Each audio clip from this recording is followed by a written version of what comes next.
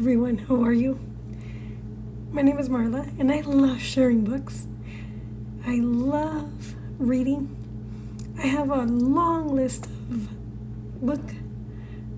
books that I still need to read and share. And I have a book fetish. Yeah, it's bad. I just see a book and I want to buy it. I guess it's really cool that I like doing videos that are about books. So years ago, I took it upon myself to improve my communication skills and my logic analytical skills. I'm an ENTP, and I love sharing ideas. And sometimes I share ideas and I just want to move on after I've shared it, rather than analyze the idea and see if it's really good. I know that my ideas are good. Most of them are. I just needed to get in touch with my analytical side, which was being troubled by the fact that I couldn't read very well. And I didn't realize that until I was in law school. No, it wasn't the JD program, although it is an aspiration of mine. I do want to go to law school, and I will, God willing. So I remember a while back reading about what's a really good way to make enemies and how to avoid it. And I read a lot about biographies like Teddy Roosevelt and JFK and Woodrow Wilson, which I don't like. He's probably one of the worst presidents in our history, aside from FDR. But he was the one who started us in this big government predicament that we see ourselves today. And so when he was in the White House, he's a rhino, I think, because he was a progressive Republican. And a lot of his policies were,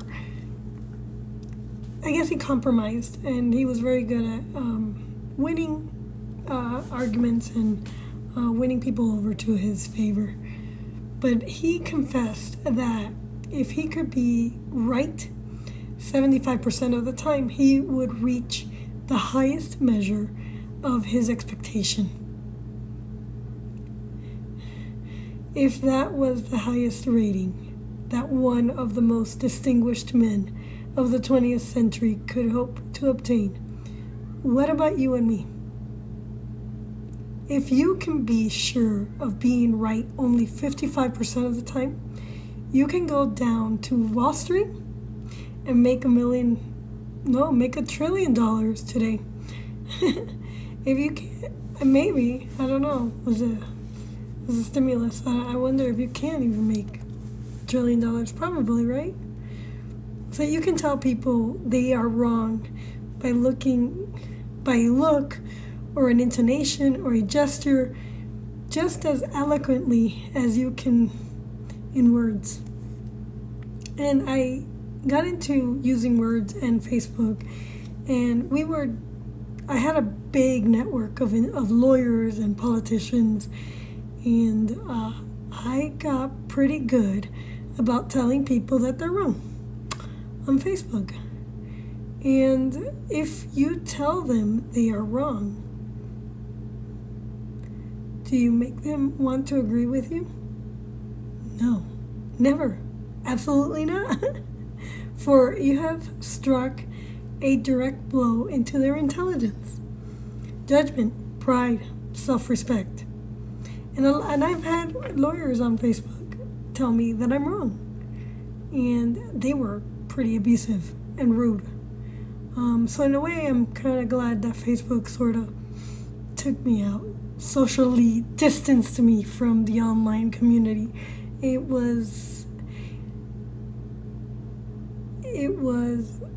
struck a blow to my intelligence, my judgment, and my self-respect. But at the same time, it balanced my emotions where I was feeling like I was the narratives that were being pushed on Facebook. I felt manipulated. And so my emotions were kind of like on edge. So that will make them want to change their mind.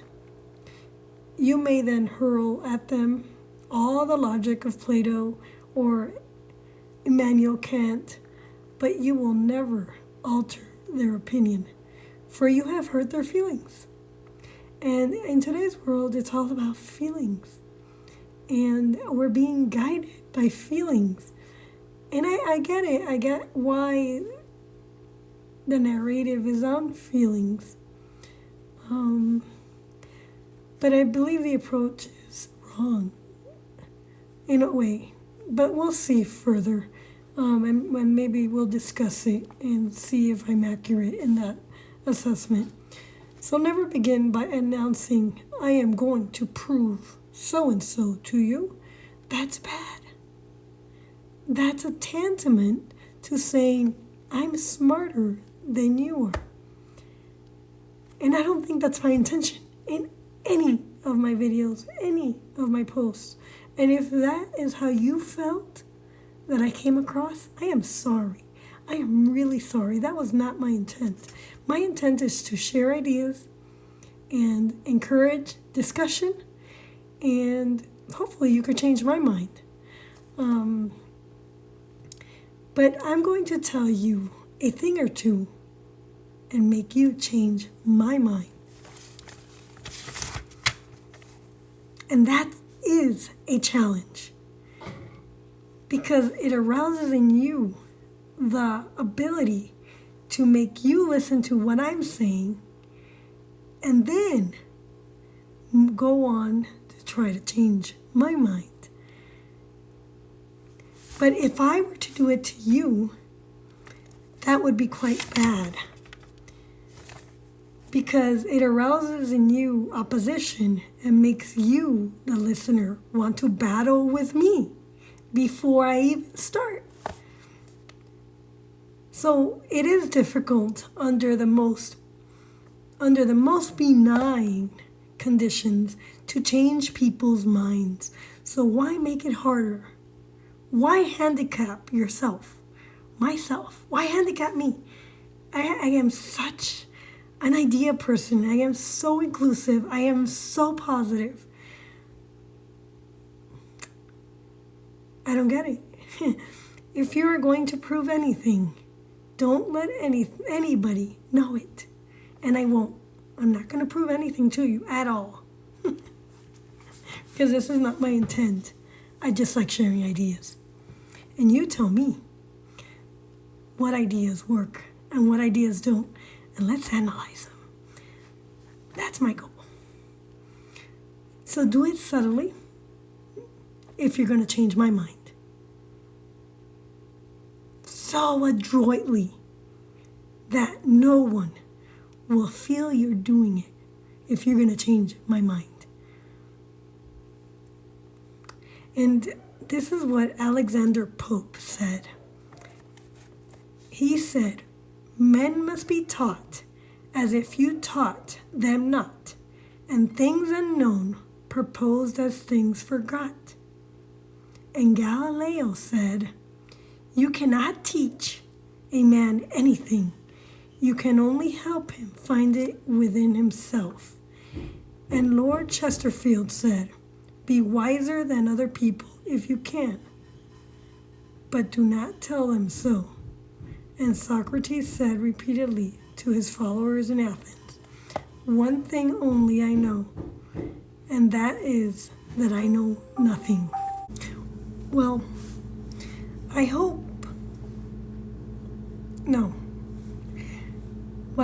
I can't hope to say anything smarter than Socrates or Jesus. So I have to quit telling people they are wrong. And I find that it pays. If a person makes a statement that you think is wrong, yes, even that you know is wrong, isn't it better to begin by saying, Well, now look, I thought otherwise, but I may be wrong. I frequently am. And if I am wrong, I want to be put right. Let's examine the facts. There's magic in such phrases as, I may be wrong, I frequently am. Let's examine the facts. Nobody in heavens above, on the earth, or on the earth, beneath or in the waters, under the earth, will ever object to saying, I may be wrong. Let's examine the facts.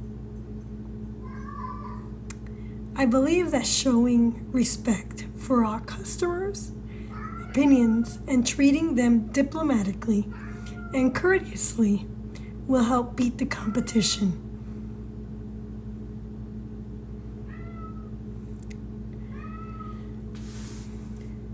And when I go in today's world, where I believe that a lot of companies have poor customer service, even much more than when I was in my 20s.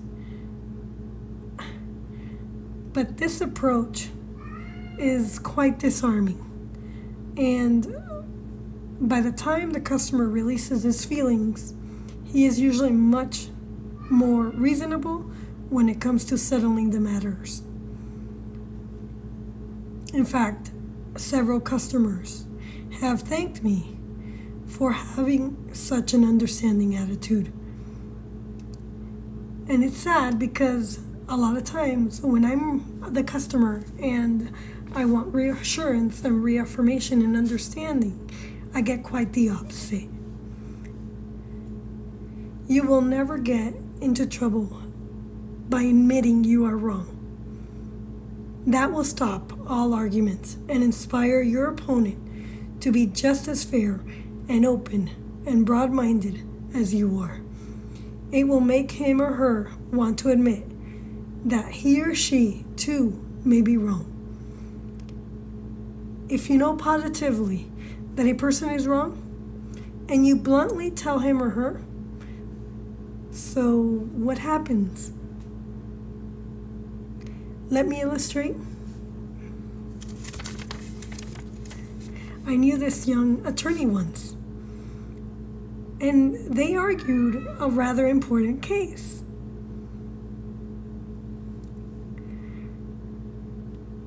The case involved a considerable amount of money and an important question in law.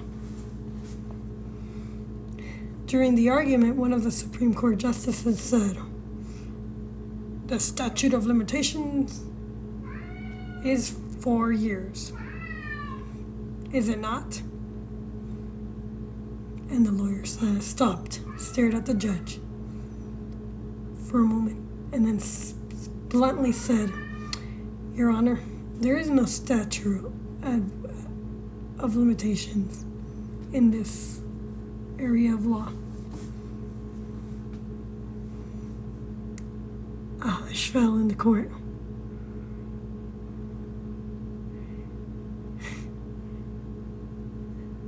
The justice was wrong, and he told him so. But did that make him friendlier? No, it doesn't. And many lawyers today, I believe,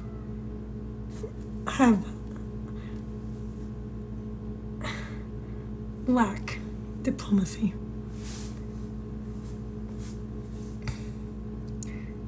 I can count those lawyers that are really, really good and have customer service in my hands. Few people are logical. Most of us are prejudiced and biased.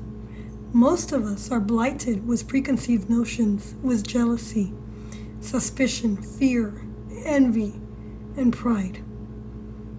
And most Americans today don't want to change their minds about religion, politics, their haircut, or communism, or equality.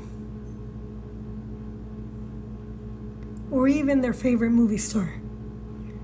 So if you're inclined to tell people they're wrong, let me read to you a paragraph from James Harvey Robinson's book, and it's a rather old book, The Mind in the Making.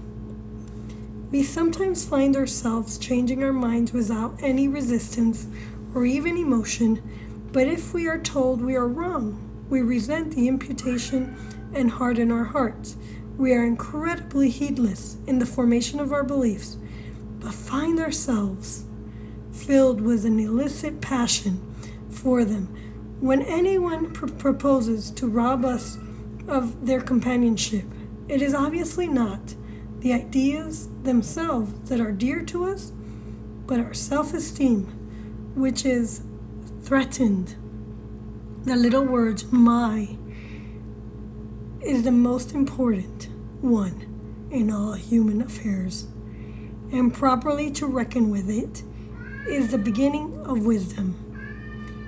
It has the same force whether it is my dear, my dinner, my dog, my house, or my father, or my country, or my God. We not only resent the imputation that our watch is wrong or our car shabby, but that one conception of the canals of Mars, or of the pronunciation of epictetus, of the medicinal value of COVID vaccine, or, okay, I'm changing it here, or the date of, I don't know, say Sargon, I is subject to revision.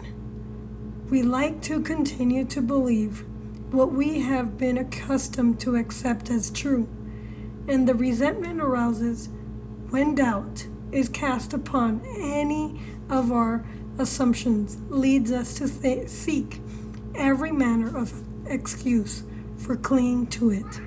The result is that most of our so-called reasoning consists in finding arguments for going on believing as we already do. And Carl Rogers, a very old psychologist, once wrote on becoming a person, and it should be read over because it's a very good one. Okay, he wrote a book on becoming a person, Carl Rogers. It's a very old book. I have found it of enormous value when I can permit myself to understand the other person. The way in which I have worded this statement may seem strange to you. It is necessary to permit oneself to understand another. I think it is. Our first reaction to most of the statements which we hear from other people is an evaluation or judgment rather than an understanding of it. When someone expresses some feeling, attitude, or belief, our tendency is almost immediately to feel that's right or that's stupid, that's abnormal, that's unreasonable, that's incorrect, that's not nice. Very rarely do we permit ourselves to understand precisely what the meaning of the statement is to the other person.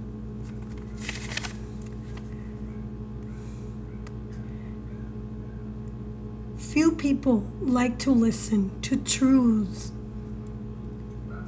that reflect upon their judgment. So, when we are wrong, we may admit it to ourselves. And if we are handled gently and tactfully, we may admit it to others, and even take pride in our frankness and broad-mindedness, but not if someone else is trying to ram the unpalatable fact down our esophagus. You know, one of our greatest presidents was Abraham Lincoln.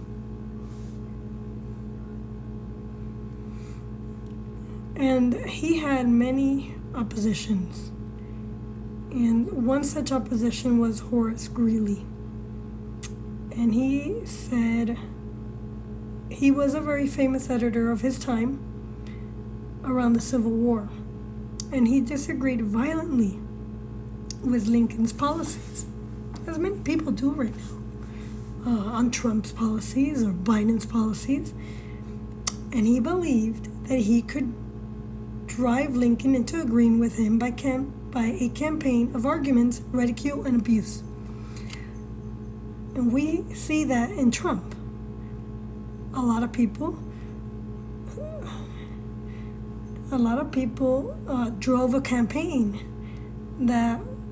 of argument, ridicule, and abuse against Trump. Well, let's see what happens with Lincoln. In fact, he wrote a brutal, bitter, sarcastic, and personal attack on President Lincoln the night that Booth shot him.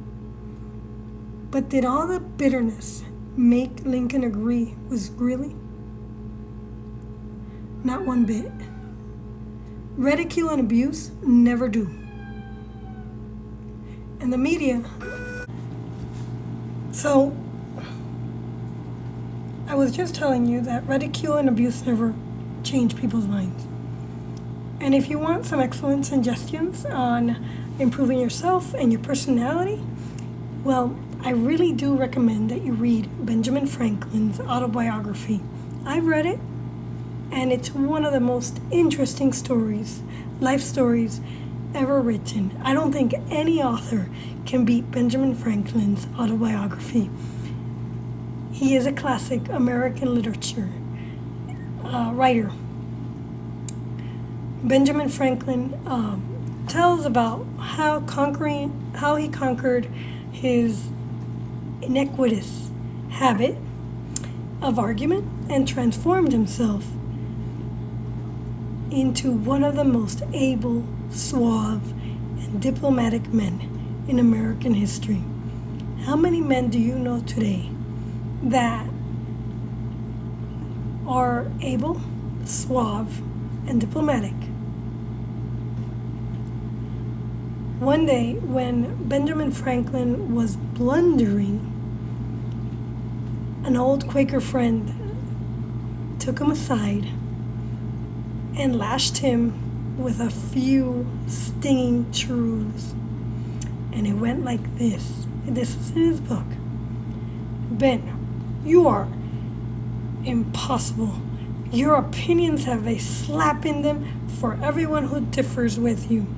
They have become so offensive that nobody cares for them. Your friends find they enjoy themselves better when you are not around. You know so much that no man can tell you anything. Indeed, no man is going to try, for the effort would lead only to discomfort and hard work. So you are not likely ever to know any more than you do now, which is very little. And when my emotions were so up in the air and frazzled, like when we moved back from Houston, Texas, it took me a long time to balance my emotions. And after my emotions were still sort of like, I wasn't feeling good about being in groups and joining a group and meeting people and making friends with other moms. I just felt like nothing interested me. So I took a couple classes to see what interested me, and through those classes, I began to see what my passions were and understand that it just brought the spirituality that I was missing from the move and having the emotions unbalanced back into perspective. And I started reading the Bible more and praying to God. And through this program and through the Bible, I started to get revelation from the Lord himself, letting me know that I shouldn't worry about what the world says. I shouldn't worry about what people think about me. And I should do the purpose. Your purpose on this earth is to serve God, your community, your family, and then yourself. And with serving God, you're always going to, if you're doing work that serves His purpose, you will be replenished and refreshed in making money for yourself. You will not worry. And what does He want? He wants all of us to share His message with others. He wants us to inspire others and to know God and His creation and His beauty, and to know that everyone is created in His image. Knowing that everybody is created in His image, we are all equal in His image, but we are all different in personality. And that was the message that I got from taking these courses that I was taking online to improve my communication skills and my writing skills. And that was one thing that I got out of Marie Forleo. And at the time that I was getting it, my dad passed away too. So I had that collide. And it was kind of hard because, when your parent passes away, it's like part of you is gone. You know what I'm saying? So that was there too. And so the only way that I could be immersed with my passion was to do what my passion was, which is being an activist in education and politics, and bringing people together through politics. I wasn't very good at bringing people together, but we have way too many differences. But one of the finest things that I know about Benjamin Franklin from reading his book and is the way he accepted his friend's rebuke. He was big enough and wise enough to understand that it was true. That if he didn't change, he would be heading for failure and social disaster. So he immediately began to change his ways and his opinionated ways. And he made the following rule. He said, I made this rule to forbear all contradiction to the sentiment of others and all positive assertion of my own. I even forbade myself to use the use of every word or expression in the language that imported a fixed opinion, such as certainly, undoubtedly, etc. And I adopted instead of them, I conceive, I apprehend, or I imagine a thing to be so, or it appears to me at present. When another asserted something that I thought an error, I denied myself the pleasure of contradicting him abruptly, and of showing immediately some absurdity in his proposition. And in answering, I began to observe that in certain cases or certain circumstances, his or her opinion would be right. But in the present case, there appeared, or seemed to me, some difference, etc.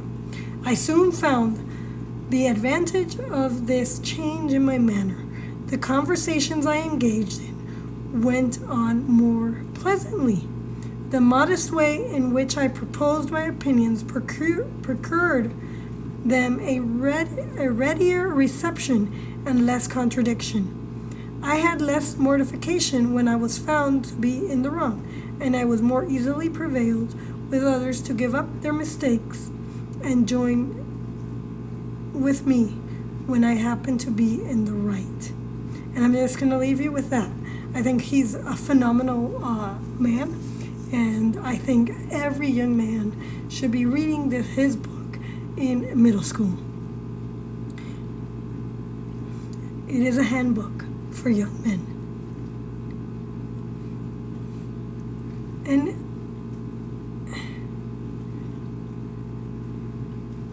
part of my responsibility is dealing with people. And I believe that even women can read his book. But bear in mind that it is written for men.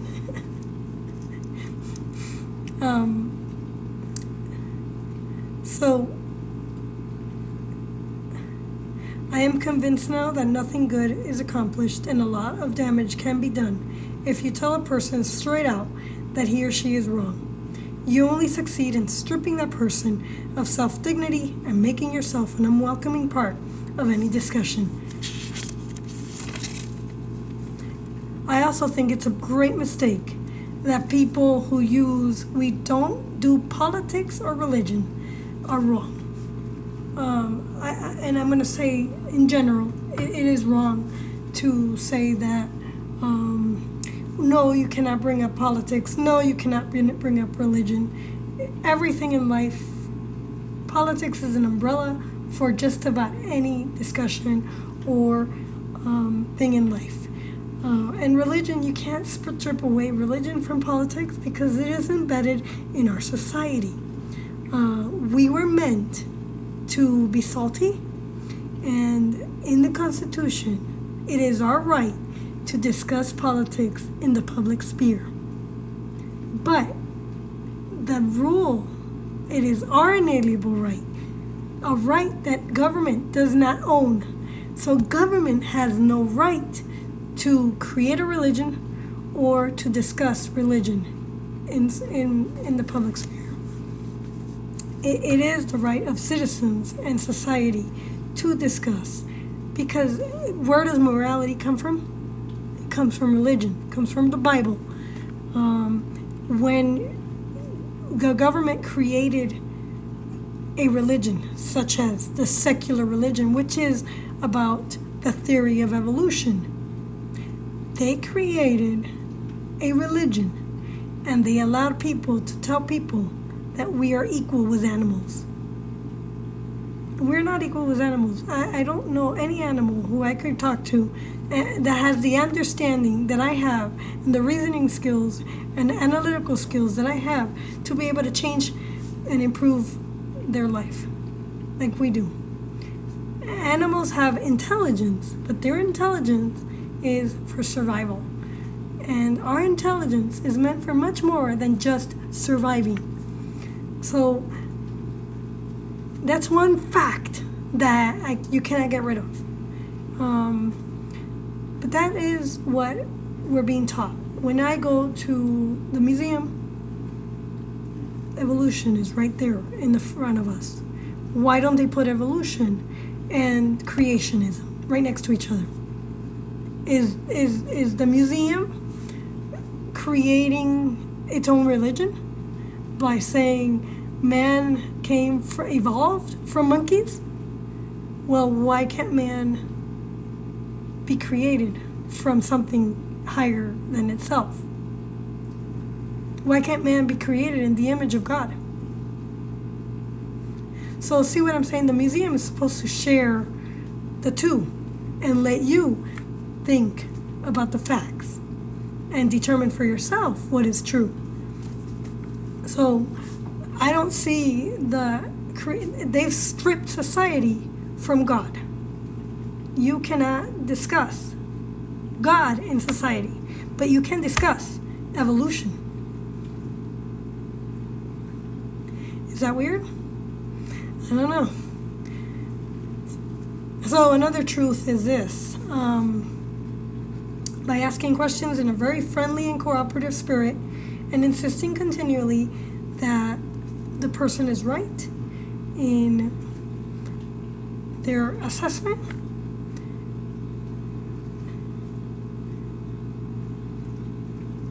you can warm up to that person and any strain in the relationship will melt away.